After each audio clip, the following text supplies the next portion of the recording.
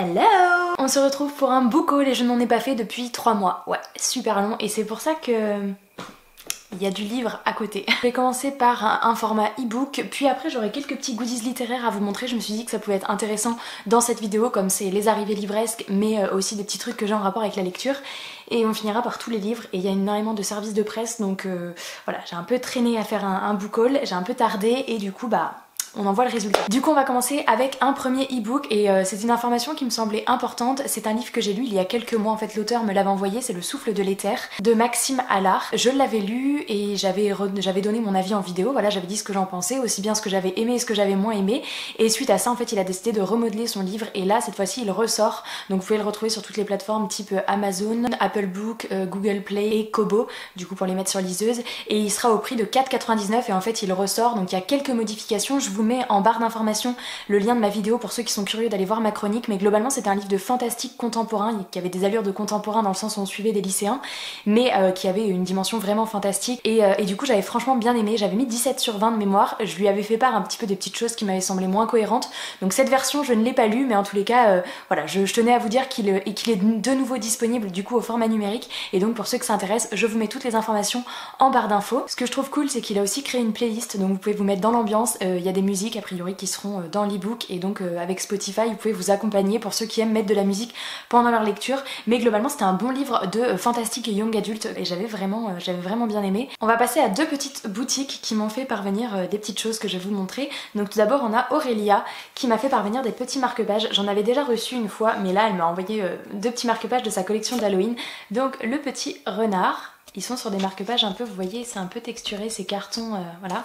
Et le petit ours, je les trouve trop choupi. Je sais qu'elle va sortir une collection aussi pour Noël, voilà, donc vous pouvez aller voir, je vous mets son compte Instagram en barre d'infos et du coup vous pouvez lui envoyer un message si vous êtes intéressé, si vous avez envie de vous en procurer. Et j'ai également reçu de la part de Cozy Pumpkin, j'allais dire Pumpkin Cozy mais non c'est Cozy Pumpkin, de toute façon là aussi je vous mets son compte Instagram et sa boutique en barre d'informations, une petite boîte à thé et un petit mug. Alors je vous montre les deux parce que j'ai craqué sur les designs.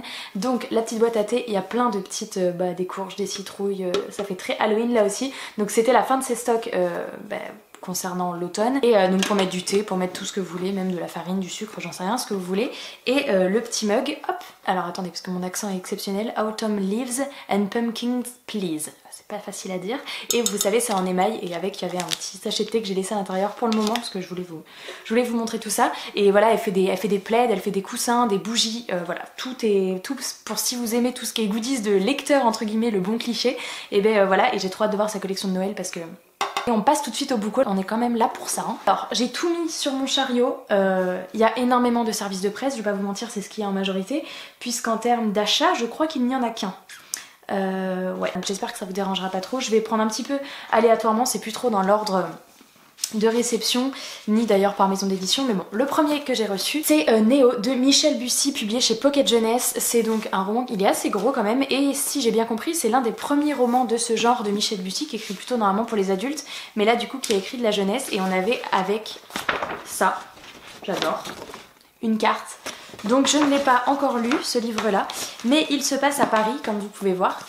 Hop. Et en fait on est dans un monde où tous les adultes ont disparu et les jeunes du coup sont répartis un petit peu en deux clans, le tipi et le château, et sauf qu'il va y avoir une drôle de maladie qui va se propager et qui va un petit peu créer la famine, et donc un clan va sans doute accuser l'autre, mais en tous les cas d'où vient ça, est-ce que ça va déclencher une guerre, je n'en sais rien. Il parle de mystère, de trahison, d'intrigue. Le synopsis m'intéressait bien, et voilà, dans un Paris un peu désaffecté, et du coup j'étais très curieuse de voir ça. Le deuxième que j'ai reçu c'est l'agence Monde Étrange, que j'ai reçu de la part des éditions Hachette, et donc qui a été écrit par LD Lapinski.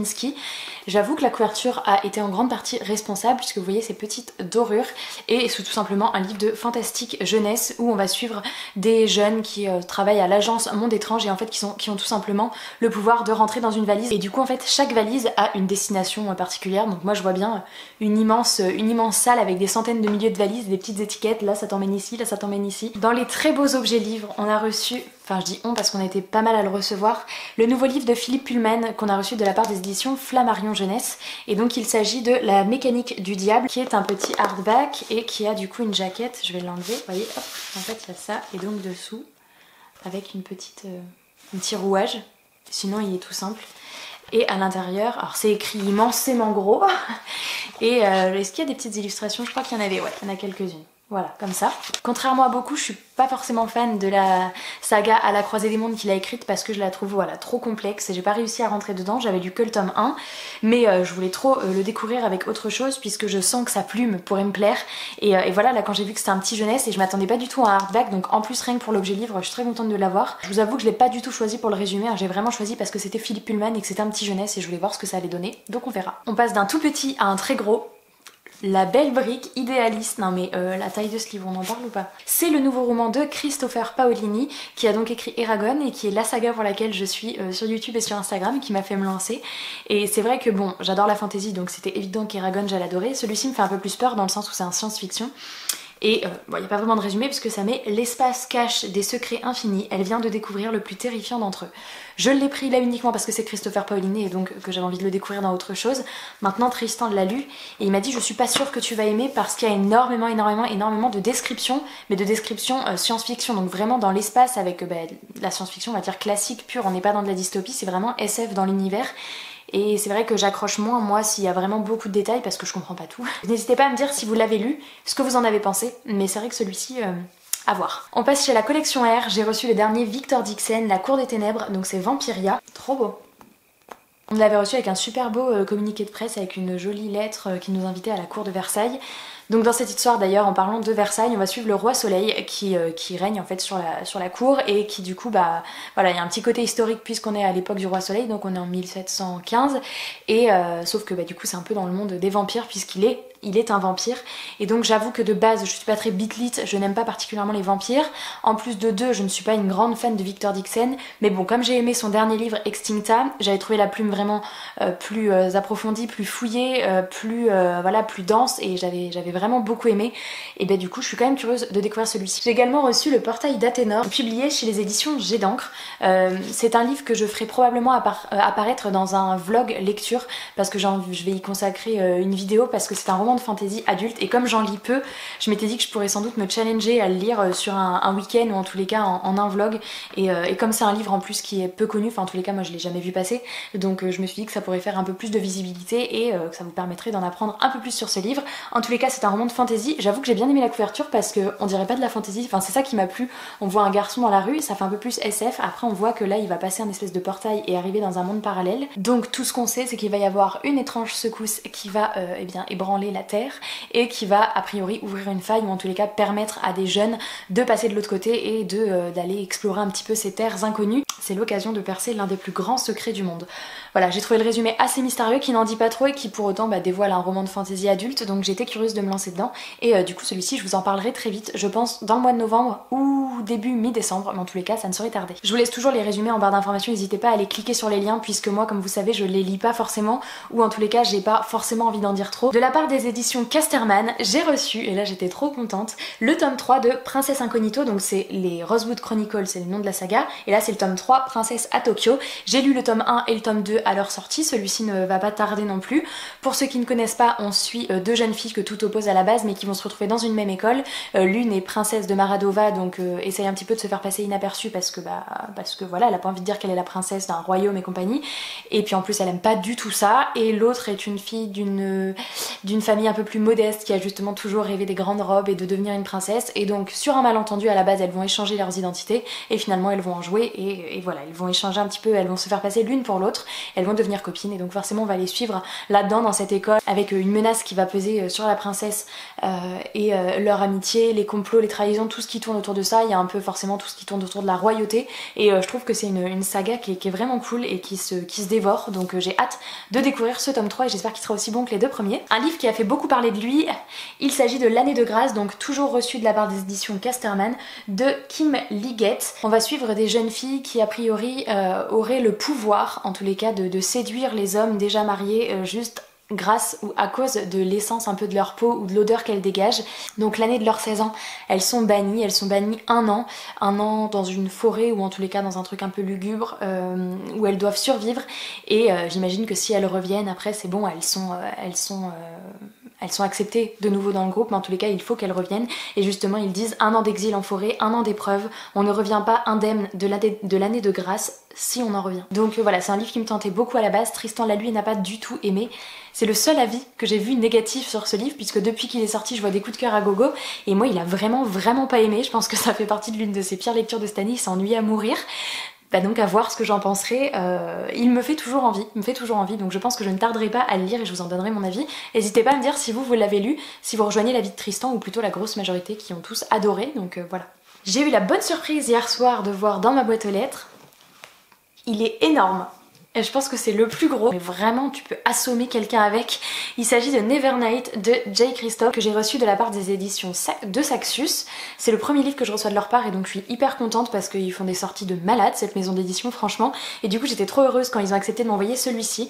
C'est un livre de fantasy, ne jamais reculer, ne jamais avoir peur, ne jamais oublier. C'est un livre qui va parler d'assassins et d'école et de voilà, de la fantasy. J'ai pas voulu en savoir plus. C'est un titre qui était beaucoup attendu, la couverture est magnifique et moi de la fantasy je prends. D'après ce que j'ai compris on est quand même un peu plus dans du young adulte, enfin j'ai l'impression que de Saxus ils font, vous voyez c'est un peu comme le prieuré de l'Oranger ou même la 9e maison de Lee Bardugo, ce qui sort chez eux j'ai l'impression qu'on est un peu plus sur du young adulte mais qui tend vers l'adulte quand même, voire même de l'adulte. Donc à voir avec celui-ci, c'est la lecture en cours de Tristan, il a lu, bah de toute façon son marque-page est là, il a lu 90 pages, pour l'instant il aime beaucoup donc à voir, mais il me fait hyper envie celui-là, il fait partie des sorties qui font beaucoup parler d'elle en ce moment. On passe d'un gros livre à un tout petit, j'ai reçu Taou, donc on dirait qu'il y a écrit To, mais il y a bien marqué derrière que ça se prononce Taou, et tant mieux, comme ça on peut pas faire d'erreur de prononciation, de Tobias Orcha, j'espère que je n'écorche pas là non plus, que j'ai reçu de la part des éditions Seven, qui m'ont demandé tout simplement si ça me tentait, et c'est une toute nouvelle maison d'édition, donc je me suis dit que ça pouvait donner un coup de pouce, d'autant que le résumé m'a quand même pas mal fait envie. On est dans la tête d'un chauffeur de bus qui en fait conduit plein d'enfants dans une grotte, et il est tout simplement en train de se questionner qu'est-ce que je suis en train de faire, est-ce que je dois aller au bout de mon plan que j'ai longtemps préparé, est-ce que ces enfants méritent ça? Et en fait bah du coup moi je me suis dit mais attends, il se pose des questions, du coup il va faire quelque chose de mal forcément, et à la fois pourquoi il est emmené dans une grotte, et pourquoi, et à la fois c'est un livre de fantastique, donc je me dis est-ce qu'il y a un monde parallèle, j'en sais rien. Et du coup quand je me suis dit Louise tu te poses plein de questions comme ça au résumé, c'est que t'as envie de le lire, et du coup bah j'ai dit je veux bien le découvrir, donc voilà on verra. J'adore, il est hyper fluffy en main, enfin hyper agréable, vous voyez c'est le genre de livre qu'on peut mettre comme ça qui s'abîme pas du tout, et du coup voilà, celui-ci je pense le lire prochainement et je vous en reparlerai très vite. On continue, j'espère que je suis pas en train de vous noyer. J'ai reçu de la part des éditions Nathan, Otage de la nuit de J.A. White, qui m'a beaucoup intriguée puisqu'on dirait un petit peu une réécriture, enfin de Sherazade, un peu les 1001 nuits. On va suivre en fait un jeune garçon qui a 11 ans, donc là on est quand même plus sur du jeunesse, qui vit dans un immeuble où au 4e étage il y a une créature assez effrayante, une femme a priori. Donc cette jeune femme s'apprête à tuer ce garçon, sauf qu'elle se rend compte, alors je sais pas vraiment comment, mais elle se rend compte qu'il a le pouvoir de conter des histoires d'horreur. Elle lui propose un marché, s'il parvient à la distraire en lui racontant une histoire, elle le laissera vivre une nuit de plus. Donc du coup bah j'imagine qu'il va accepter, mais il va quand même devoir trouver un moyen de s'échapper parce que c'est quand même l'horreur d'être là-dedans et de devoir raconter des histoires pour survivre. Et voilà, le principe m'intéressait bien, j'étais curieuse de voir comment ça allait être fait, et je trouve la couverture vraiment jolie, un peu, vous voyez, en forme de serrure avec du vernis sélectif. Et celui-ci je l'ai pas du tout vu passer. De la part des éditions Inceptio, j'avais reçu Utopia de Victor Emmanuel Brett. Le résumé est assez mystérieux, pour vous dire j'ai pas forcément tout compris, mais j'ai l'impression qu'on est dans un monde où il y a eu une guerre et ce monde s'est un petit peu relevé de ses cendres et maintenant c'est la paix, et on va suivre deux jeunes garçons qui vont avoir 18 ans, et 18 ans c'est l'âge a priori où on leur ouvre un nouveau monde, et donc ces deux jeunes vont se retrouver dans deux mondes radicalement opposés. Je me suis dit ça a l'air d'être une dystopie. Les livres que j'ai lus chez cette maison d'édition, donc Inceptio, ça a toujours été des bonnes surprises, donc bah celui-ci j'ai hâte de le découvrir et de vous en reparler. Alors j'avais reçu deux livres assez courts de la part des éditions Pocket Jeunesse. Le premier c'était celui-ci, Comme des sauvages de Vincent Villeminot.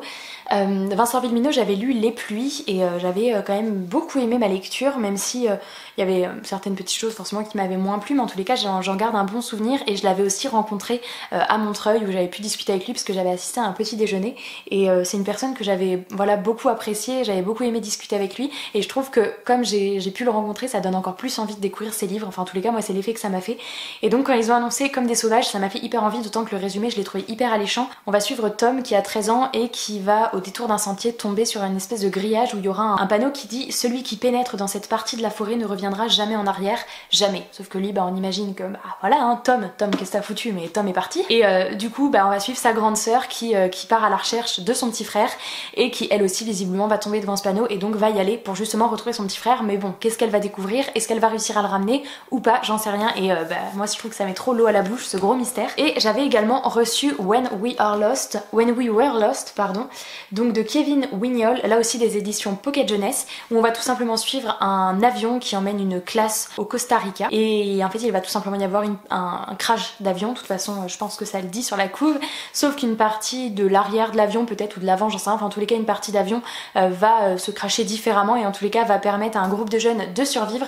Et donc bah, ils vont se retrouver dans la forêt à devoir survivre, qui va être leader, qui va suivre, qui va s'occuper de ci, de ça, qui se transformera en assassin. C'est la dernière phrase. Donc ça fait un peu un truc, bah voilà, un peu un truc de survivant, peut-être Hunger Games, je sais pas, certains vont tuer les autres, je n'en sais rien, mais de tous les avis que j'ai vus, a priori, ça se dévore un petit peu, il y a un effet très page turner et addictif, donc bah, j'ai hâte moi aussi de découvrir ces deux petits livres. On va changer de thématique, on va venir un peu dans les Disney, d'autant que là c'est un achat et un cadeau, donc là il n'y a pas de service de presse. J'ai ma maman en fait a été je crois que c'était une bourse ou un vide-grenier, peu importe, et elle m'envoie cette vidéo, elle dit toi qui aimes bien Disney. Ah bah oui, parce que j'ai la Belle et la Bête de cette collection, et donc j'ai dit prends-le-moi, il était à 5 € je crois.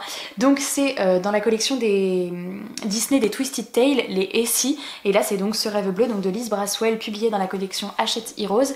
Et donc vous savez, la Belle et la Bête c'est et si la mère de Belle avait maudit la bête, et donc là c'est et si Aladdin n'avait jamais trouvé la lampe magique.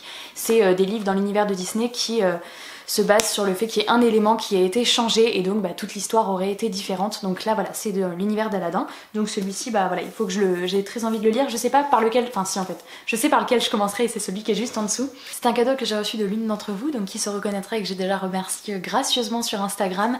J'avais mis celui-ci dans ma wishlist dès son annonce de la sortie et donc j'étais hyper curieuse de le voir dans ma boîte aux lettres parce qu'en fait bah, il venait juste de sortir et donc je m'y attendais tellement pas et c'est vraiment celui par lequel je voulais commencer. Vous avez dû reconnaître, vous connaissez mon amour pour Cendrillon et les petites souris, j'espère qu'elles seront là-dedans, j'ai trop hâte. Donc c'est Et si Cendrillon n'avait jamais essayé la pantoufle de verre, donc Oser ses rêves, c'est le tout nouveau, il est sorti le 28 octobre, donc vraiment très récemment. Et un grand merci à toi parce que vraiment ça m'a fait trop plaisir et j'étais là comme ça avec mon livre et tout, c'est trop chou. Donc merci beaucoup. Je vois que j'ai plus de batterie, on va accélérer. J'ai reçu Sacrifice Box de la part de Milan, c'est un livre que je voulais me caler à Halloween, puis en fait j'ai lu autre chose, mais celui-ci aurait très bien pu rentrer dedans. Déjà rien que le titre et la couverture, on se doute que ça fait un peu flipper. Et on va suivre des jeunes qui scellent un pacte et ils mettent dans un espèce de coffre chacun un objet pour sceller justement leur pacte.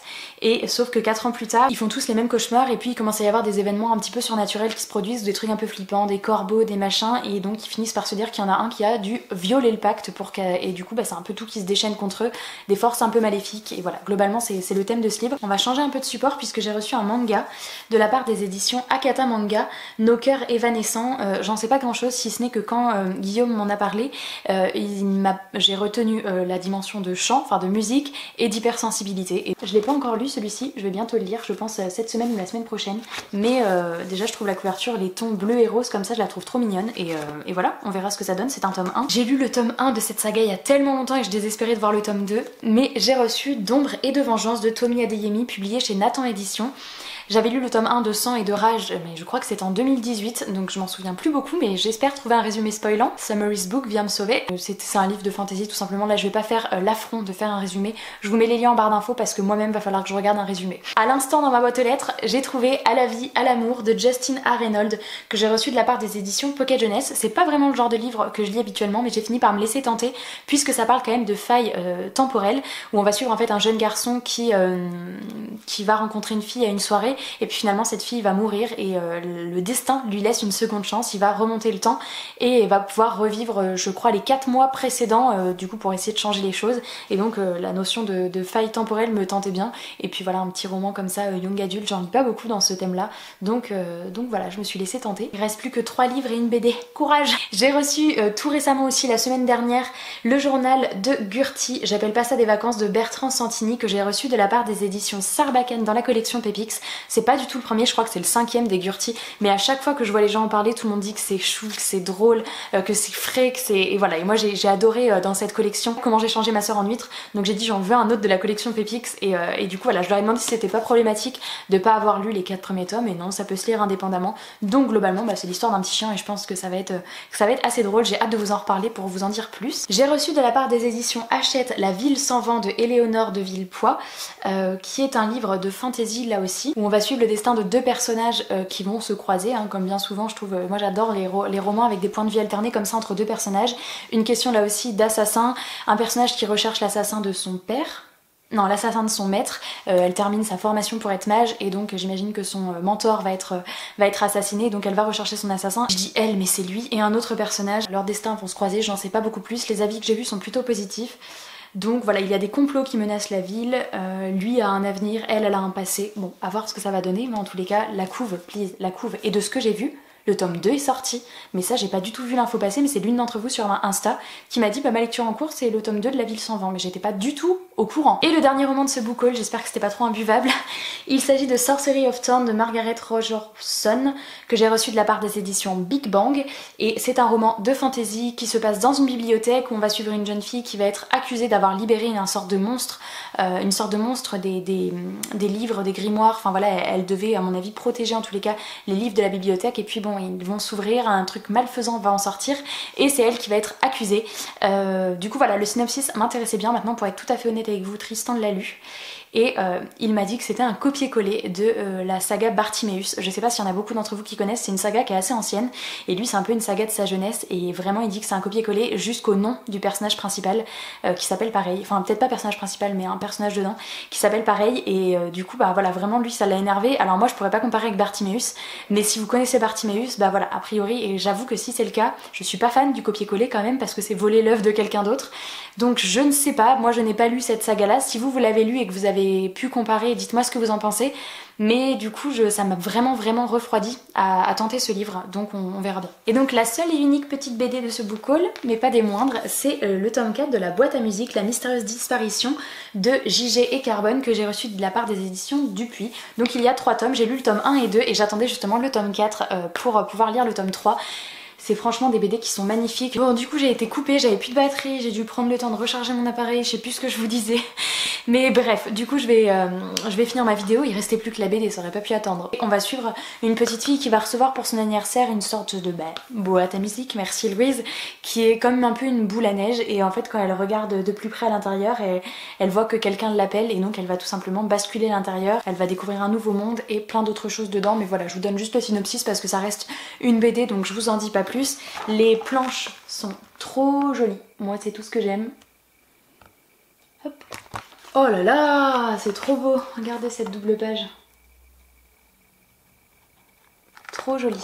Voilà, hyper coloré et du coup j'aime beaucoup cette série, donc je suis très curieuse de lire le tome 3 et de lire également le tome 4. J'ai fini cette longue vidéo, je pense qu'elle va être très longue et voilà, j'espère que j'aurai pu vous faire découvrir peut-être des nouvelles sorties ou pas, donner envie de découvrir certains titres. Moi c'est vrai qu'ils me font tous envie, c'est normal, je les ai demandés et je les ai reçus. Je vous attends en commentaire comme d'habitude. Merci d'avoir regardé cette vidéo jusqu'au bout, je vous fais plein de très gros bisous et je vous dis à bientôt sur la chaîne. Ciao!